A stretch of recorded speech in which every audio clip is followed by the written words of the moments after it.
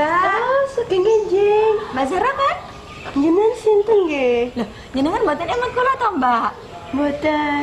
Ya apa, Mbak? Kula sing kula setengah kelas kali jenengan. Naminipun? Nadia. Oh, alah nggih. Sampun dangu nggih kita mboten pepanggihan. Kados pundi pawartanipun panjenengan? Niki kula radi sakit, Mbak. Walah, sakit napa lho, Mbak? Ketinggalane nggih asma. Walah, jenengan mboten jagi kesehatan. Istirahatnya kula kirang paling, Mbak. Nggih menawi. Terus sampun dibetaten dokter? Dereng.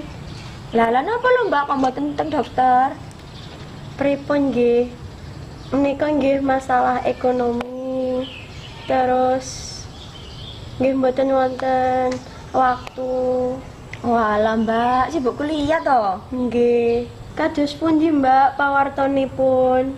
Kula sae-sae mawon, sakniki nggih tasik niku kuliah niki lho kata tugas. Oh, alah nggih sami. Niki nggih sampai sonten enjing sampai sonten nggih ngerjakaken tugas. Nggih niku lho, Mbak, ancene dados mahasiswa nggih mestine kata to tugase. Oh, nggih. Nggih pun, Mbak, ngonten mawon nggih kula niki nggih selak kuliah malih. Oh, nggih. Nggih pun monggo sugeng enjing nggih, Mbak. Sugeng enjing.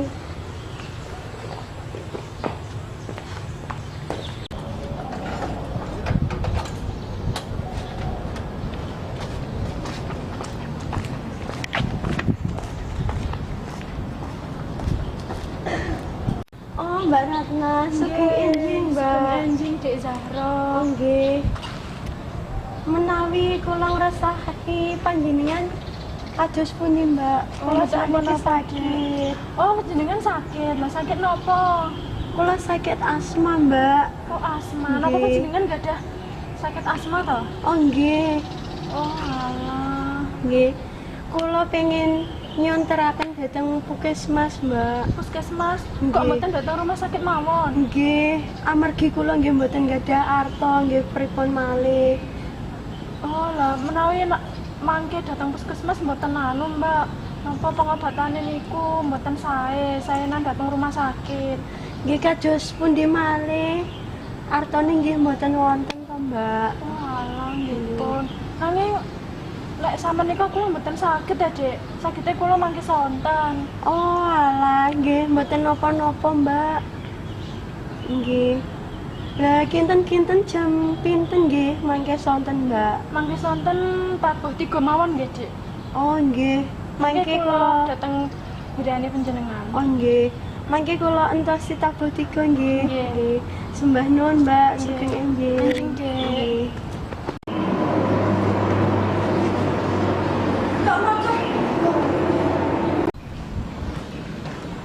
Lani.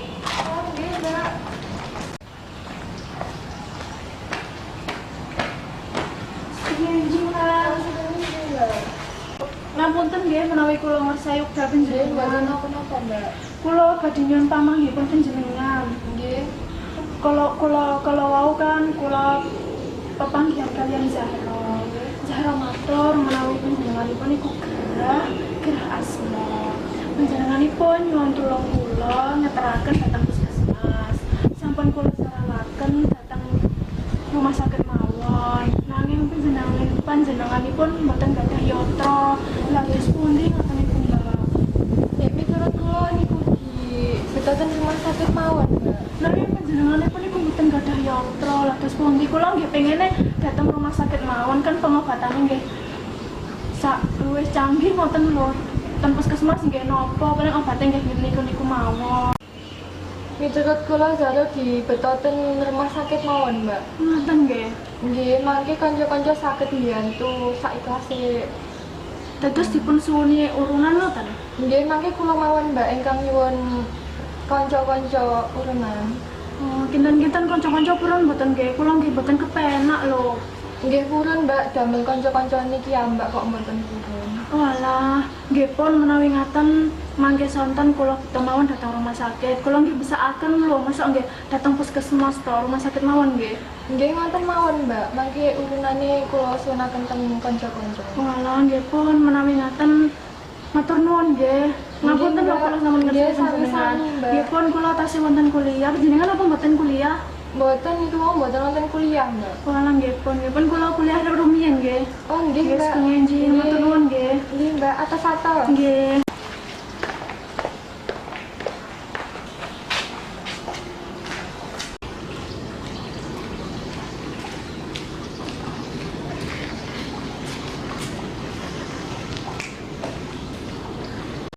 Mbak Andari.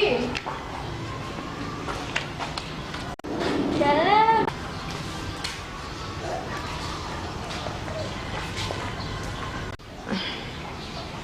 Mbak Nindi, Mbak. Ngenjing nani. Nuwun sewu. Nggih. Pangapunten. Menawi kula ganggu wekdalipun panjenengan. Nggih, mboten napa-napa. Niku Mbak kula dateng mriki badhe niku nyuwun arta kula ingkang panjenengan ampil wekdal menika. Nggih. Kula kesupen niku pinten nggih? Niku 50 Mbak, menawi panjenengan gadah kula badhe nyuwun arta niku damel mbiyantu lan kanca kula Zahra ingkang sakit. Nggih, saged nggih. Kula gadhahipun tasik kalih dasa kados pundi.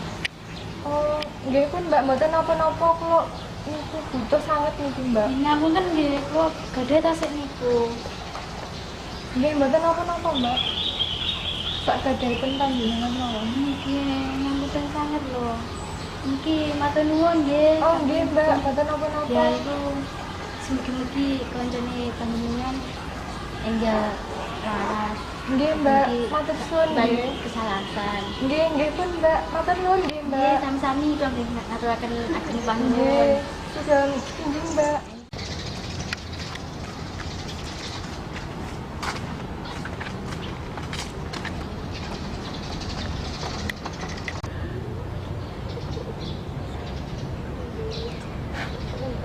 Mbak Desi. Oh, Mbak Andari. Sugeng enjing, Mbak. Sugeng enjing. Nggih, ngapunten menawi kula ngesahi wekdalipun panjenengan. Mboten napa-napa wong kula nganggur wae, Mbak. Nggih, niki kula badhe nyuwun pitedah. Kosanipun Mbak Nadia niku pundi nggih? Oh, Mbak Nadia ingkang setunggal kelas kali kula niku nggih. Nggih.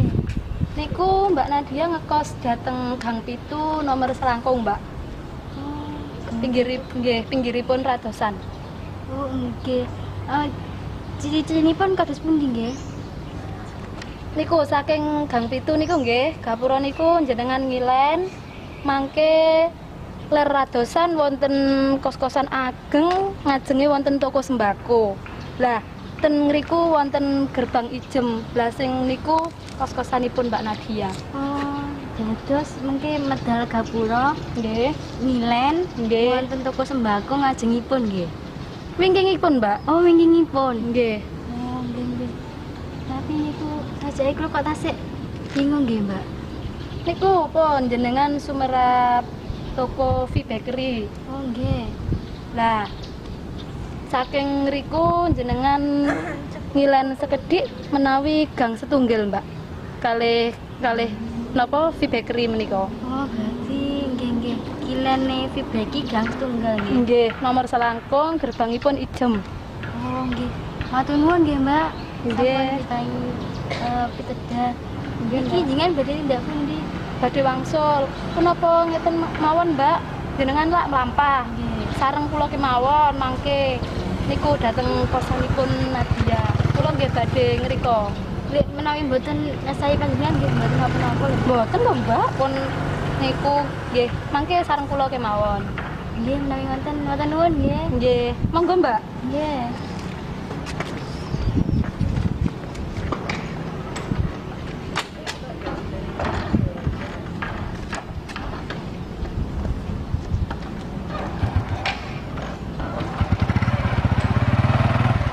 Kula minggah nggih, Mbak. Nggih, Mbak, monggo, Mbak. Ampun. Sampun nggih.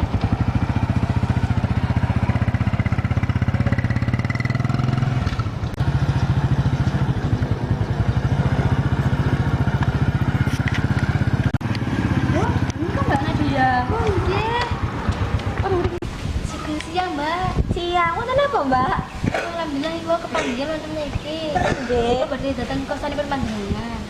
Niku lho, kula wau nih nganu dipun sanjangi rani menawi Zahra niku sakit. Badhe dipun beto dateng rumah sakit. Ananging nyuwunipun betahaken kathah terus nyuwun tulung kanca-kanca nyumbang saekasipun. Oh lah, nggih Mbak, kula nika injing nggih pepanggihan kalian Mbak Zahra teng ngajenge jurusan niku. Nggih kan niku nggih rencang kanca kula pas SMA, terus nggih pun dangu mboten pepanggihan. Lah kok larine sakit, terus sakit asma ngoten nggih. Nggih. Lah niku kabare terus kajenge dibeto teng Puskesmas.